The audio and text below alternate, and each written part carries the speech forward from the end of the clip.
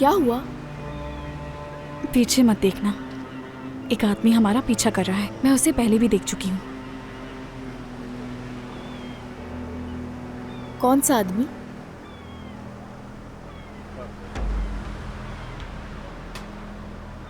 Gym आ रहा है। नहीं नहीं जिम, मत आओ, रुक जाओ, रुक जाओ जिम। हेलो। हेलो जिम, इधर मत आना प्लीज। क्यों, सब ठीक है ना? कोई आदमी मेरा पीछा कर रहा है, जो तुम्हारे सामने खड़ा है ना, वही। इससे पहले कि तुम्हें देख ले, छुप जाओ।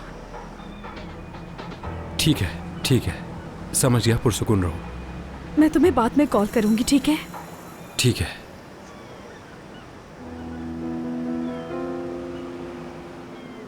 तूबा, ये सब क्या हो रहा है? मुझे खुद समझ नहीं आ रहा।